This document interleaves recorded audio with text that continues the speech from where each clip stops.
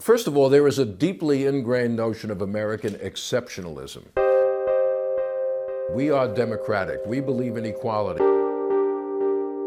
We believe in opportunity. This is the land of those things. So therefore, there is a tendency to forget about aspects of our history which don't fit that pattern.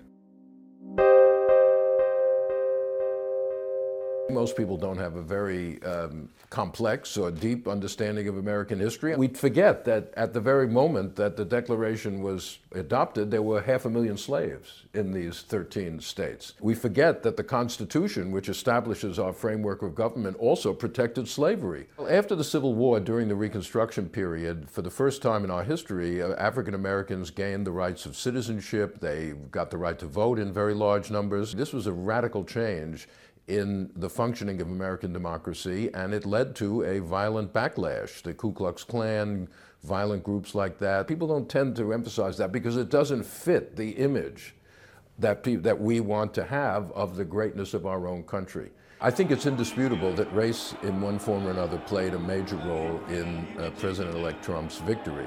Now it's time for America to bind the wounds of division. Have to get together. Trump's campaign, which dealt with many issues and appealed to many kinds of voters, part of its appeal was xenophobia, that is hostility to immigrants, hostility to Muslims. Donald J. Trump is calling for a total and complete shutdown of Muslims entering the United States. Outrageous statements about black Americans. African Americans, Hispanics are living in hell because it's so dangerous. You walk down the street, you get shot. It's not up to him. He started out his presidency, pretty much the first words out of his mouth were, I want to be a president for all races and religions.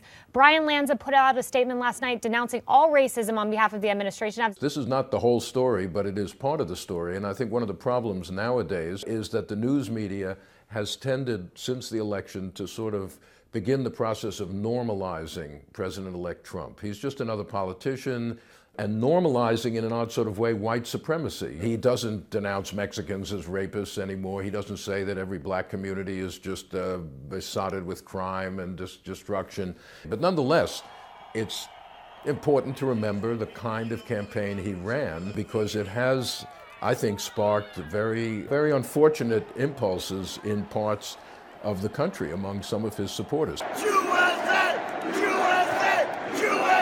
Whether there's a pattern of cycles or anything, I'm not sure, but it certainly is the case that moments of great advancement for African Americans have led to resentment and backlash on the part of whites. It happened after the Civil Rights Revolution.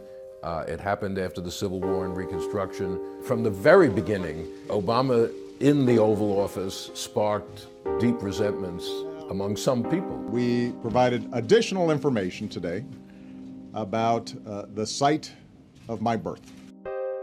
No other president has ever been forced to reveal his birth certificate. The idea that Obama wasn't born in the United States, he wasn't really an American. And that's because of his race. No one asked George W. Bush where he was born. He's a white guy. Everyone knows who he is.